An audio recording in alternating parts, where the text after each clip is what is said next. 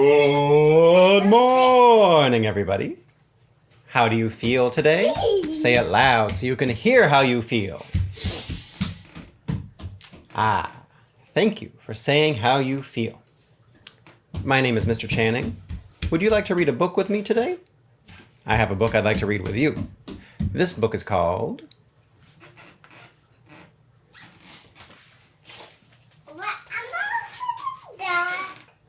Over and Under the Pond. Written by Kate Messner, illustrated by Christopher Silas Neal. Illustrated means that he drew the pictures. Published by Chronicle Books. Would you like to read this book with me? Would you like to see what is over the pond and what is under the pond? Might be some very interesting animals. Let's find out. Over and under the pond. Oh, I see a frog there already. This is going to be a good book. I see a dragonfly. I see some lily pads. And I see the sun shining in the sky. And I see a mom and a kid in a boat together out on the pond. Nobody else is around. Trees, water, cattails. What a beautiful day.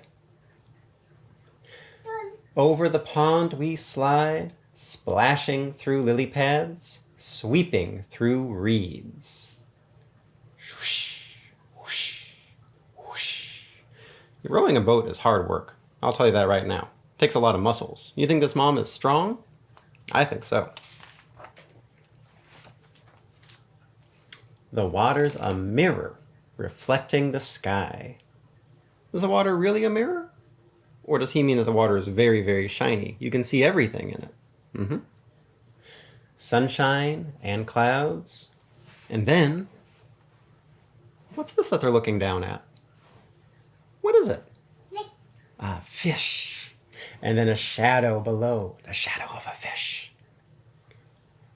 What's down there? I ask. Under the pond? Mom says. Oh.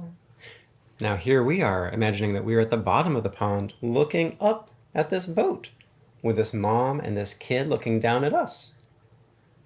And we can see all the things in the pond. Mom says, under the pond is a whole hidden world of minnows and crayfish, turtles and bullfrogs. We're paddling over them now. Just think about that, being up on top of the pond, floating on the top. You can't see all these animals, but you know that they are there. Maybe we can see some of them. Shall we take a look? Let's find out. Here's the mom, here's the kid, and way over here. Over the pond, we skim past tall rushes. Whirligig beetles loop and twirl. Skaters on a warm summer surface. What is skaters? Skaters, that's a good question. A skater is like an ice skater or a roller skater. Someone who just rolls along, goes pss, pss, pss. These little beetles and some other water bugs are so light that when they stand on top of the water, they don't sink in with a splash. They just bloop, stay right there on the top. They just grab hold of the top of the water and they go doo doo doo doo doo doo. Just like you and me walking on the solid ground. How do they do it? That's a good question. Very interesting. Under the pond, minnows dart through waving forests of grass. Whoosh, whoosh. There's grass growing up from the bottom and coming out through the top of the water. While a brook trout lurks. What is a brook trout? Can you tell what kind of animal this is? Is it a bird? Is it a giraffe? Do you think it's a fish? I think it's a big fish. I think it's a big fish. A brook trout lurks, ready to lunge. Oh, this fish has some sharp teeth. I bet this fish can't wait to go and chomp somebody. No, it is small fish. You think it's a small fish? It eats. Oh, it eats small fish. That's right. This big fish eats small fish. That's how it goes at the bottom of the pond. Those small fish are pretty fast, though. Over the pond, we lift and dip and pull past a row of painted turtles on a waterlogged tree. Hold up. Who painted these turtles? Was it you? Was it you? Did you paint these turtles? I painted them You painted them? orange. You painted them orange. Oh, what a nice color. Now, really, these turtles, no one painted these turtles, but that's their name. They are called painted turtles because, as you can see, they have beautiful little red marks and yellow marks. Oh, did you paint them? Okay, well, maybe I'm wrong. Maybe you painted them. See all those beautiful little spots of color on this turtle? That's why they're called painted turtles. And they sit in a row sometimes, and they go. When they dive into the water, they're not very graceful. They're not like beautiful Olympic divers. They just kind of get in there however they can, you know? Because they have short little legs. And they go, splish, splish. Once they're in, they can swim beautifully. Turtles don't have to move fast, you know. Because if someone tries to give them trouble, they'll just go into their shell. By the way, what does this mean, lift and dip? That's how you row. You lift and whoosh, whoosh, whoosh. You push those oars, those big paddles, and that's what makes you move through the water. You got to have strong arms to row a boat. That's right. Got to eat a good breakfast. 1, 2, 3, they slip off and away. Splish, splash, gurgle, sploosh, under the pond. I see some other animals on this page too. Who else do you see? Who is it? Some ducks. That's right. I see a duck here. I see some ducks flying. I think this might be a loon. I can try to do a loon call. Did that sound like a loon call to you? Do you want to hear it one more time? You want to hear it again? What do you think? I'll keep practicing. You practice too. Let me know how your loon call goes. Oh, I see 2 different pictures here. Let's find out about this picture first. Over the pond, cattails rustle and shush in the wind. Listen close. Can you hear it? Can you hear what this bird is saying? Listen close. Could you hear it? Did you hear that red-winged blackbird calling? What do you think it's saying? You think it's saying, "Here I am! Look at my beautiful wings." Do you think that's what the bird is saying? What do you think the bird is saying? I think that's what the bird is saying. No, I could be wrong. Red-winged blackbirds race by. Whoosh, one has grass for her nest. What do you think? This is the red-winged blackbird. This is the lady red-winged blackbird, and this is the dad red-winged blackbird. They look very different, but they form a family together, you know? And they make a nest, and they lay eggs in it, and those eggs grow up, and those eggs hatch into babies, and the babies grow up, and the babies learn how to fly, and they leave the nest. Under the fly. Oh, who is this? A caddisfly larva builds a home of her own, a secret shelter of pebbles and sand. Oh, I see. So this is a nest for some bird eggs that some grown-up birds made. But this is a nest for a little bug.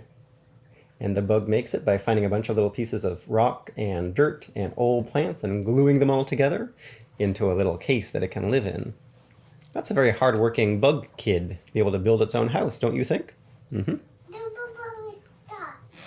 you ever like to build a little house out of the cushions on the couch? That's pretty fun, I think. Oh, who is this? Who is this? Who? Who is this? With the big antlers and the round nose. Do you know who that is? Yeah. Is it a moose? No, it's yeah. It's Eeyore? You must be wrong. I must be wrong. It's very possible that I'm wrong. The book says that this is a moose. But some people think that this is Eeyore. What do you think?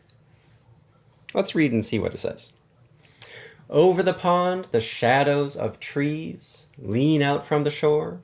We coast under a low-hanging branch. Coast means you're not working the paddles at all. You're not paddling with those oars. You're just letting go, and you just go very quietly and gently without moving at all. Moose. The book says moose. Moose looks up with a mouthful of water lilies.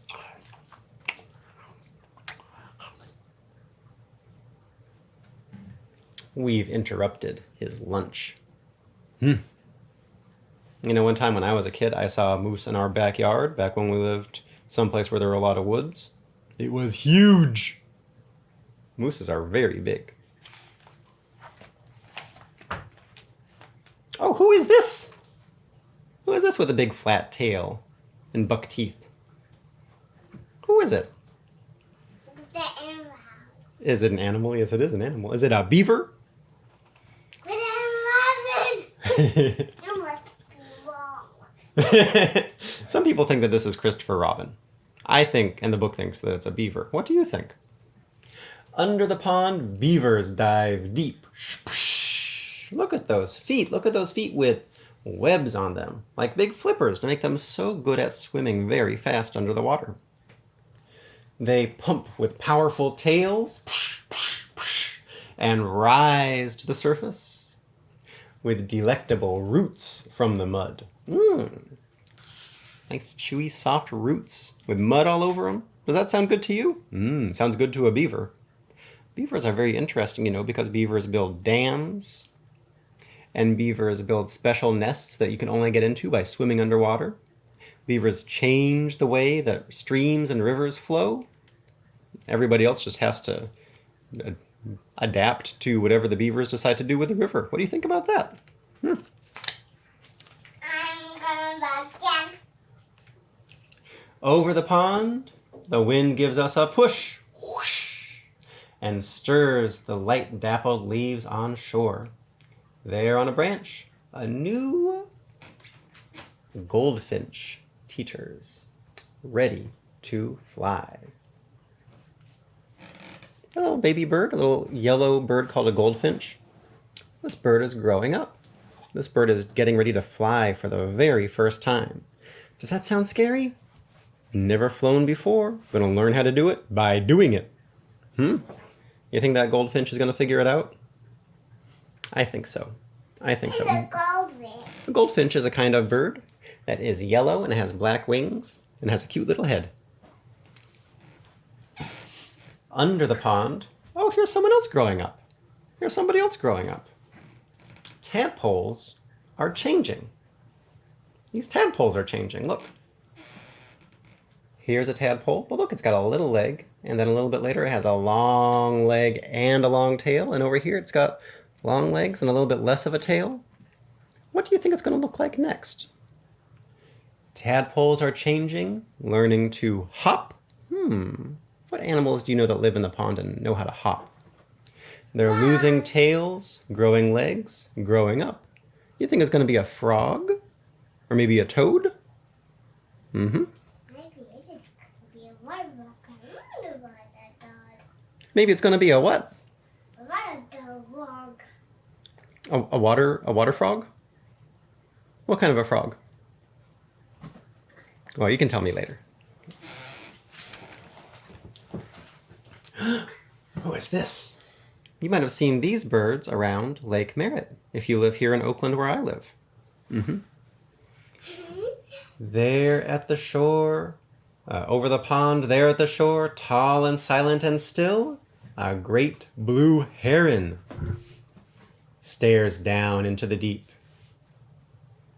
It tenses. It takes one long-legged step. And you want to see what happens next? It strikes! Hump! It catches a wiggling quicksilver minnow, hump, from where it was hiding, under the pond. So that bird was over the pond, and it held so still, like this. Can you hold still like a heron or an egret? Look very carefully. And then... Chomp!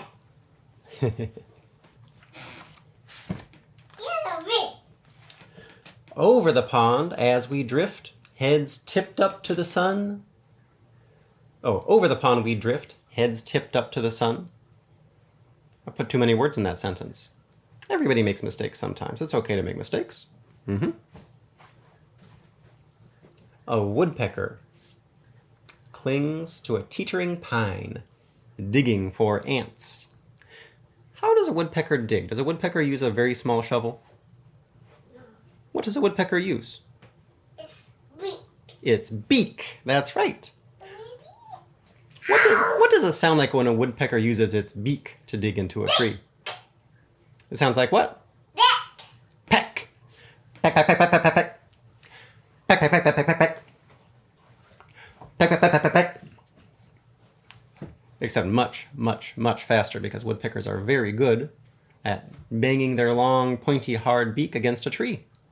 Digging a hole in it, finding some ants and other bugs, and then sticking their long tongue out and gobbling up those bugs. Delicious, if you're a woodpecker. Do you know that woodpeckers also bang on trees to tell everybody else what they're thinking and how they're feeling? Some birds sing beautifully, but woodpeckers play the drums. You know what I mean?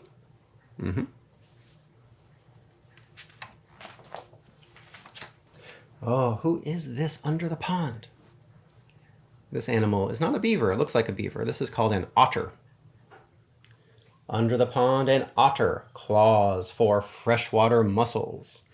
These shells down here, these seashells, have a little blob living inside of them that otters find very delicious. This otter is swimming down there and is going to go... bring it up to the top and crack it open and gobble it up.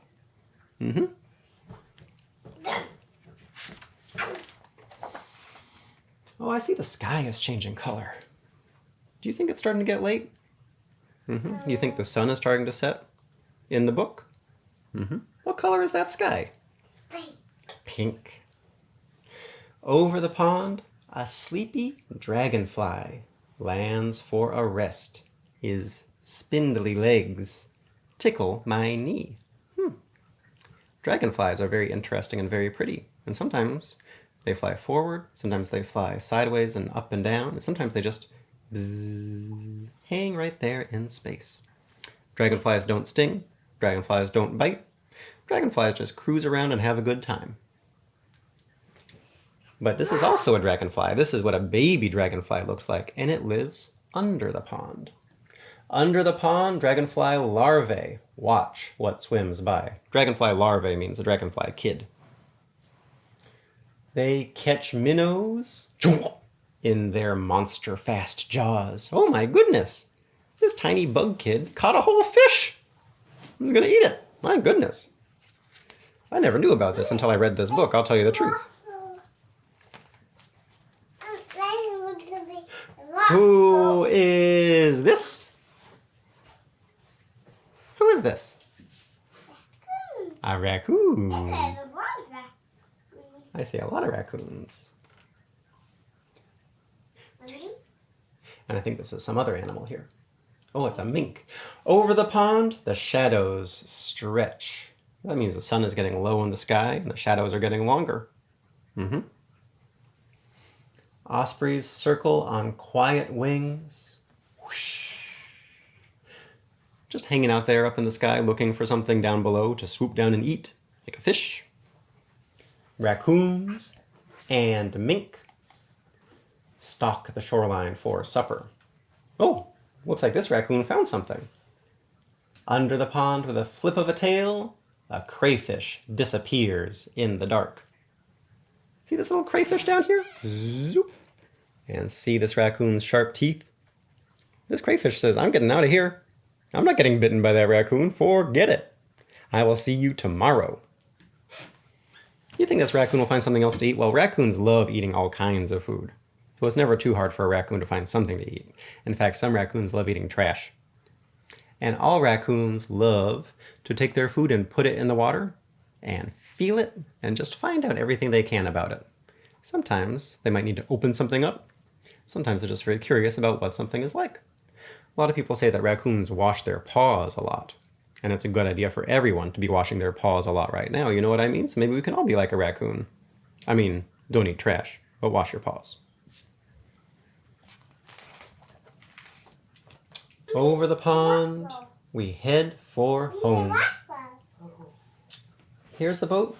Nobody's in the boat. Where do you think the people went? You think they went into their house? Mm-hmm. We glide, swoosh, boom, right up onto shore as a fall-off loon calls goodnight. What does that loon say again? Do you remember? Remember what that loon says? It says, "Oh!" Did that sound very beautiful? Yes, it did. Thank you very much. The sky turns from sunset to dusk to dark. You see something in the sky? Some stars. Mm-hmm. And one dragonfly. That's right. I think I see some other bugs over here too. Maybe some mosquitoes. No. I don't like mosquitoes.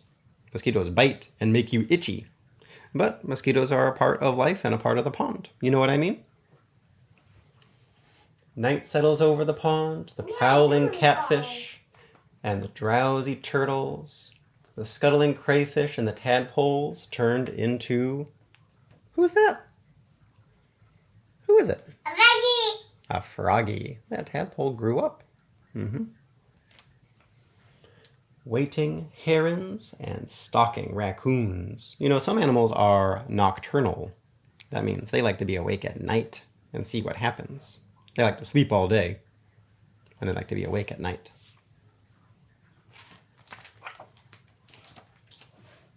And the hidden world under the pond. That's not quite the end of the book. If you check this book out from the library, or if you find a copy of this book, you can learn more about all these animals in the very back of the book. Yeah, I'm not going to read all this right now, but you can read this with a grown-up or by your own self sometime. I think it's always very interesting to learn about what animals do, how they live their life. You know what I mean? I will tell you that... I'll tell you one animal fact.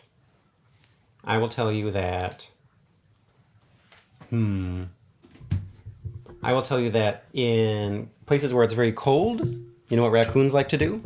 Raccoons like to eat a whole lot when it's warm because in winter they like to sleep. Sleep and sleep and sleep. So they like to have a lot of fat on their bodies so they can just keep sleeping as long as they want. You know what I mean?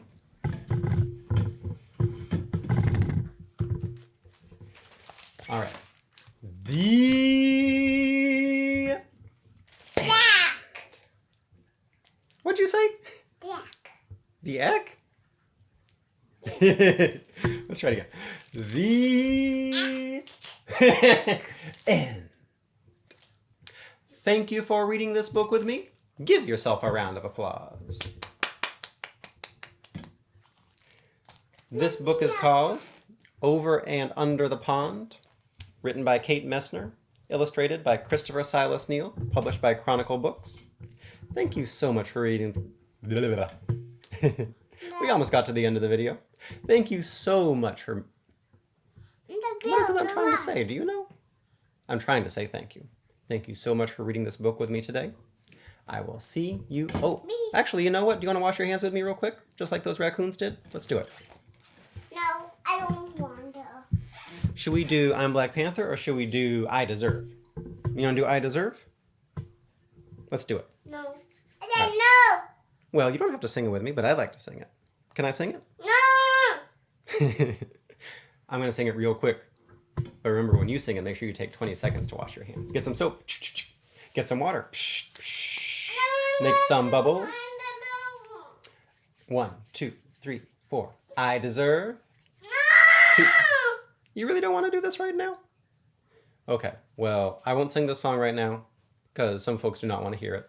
That's how it goes sometimes. Will you remember to wash your hands? Wash your hands for 20 seconds and sing the best song that you can think of in the whole world. All right.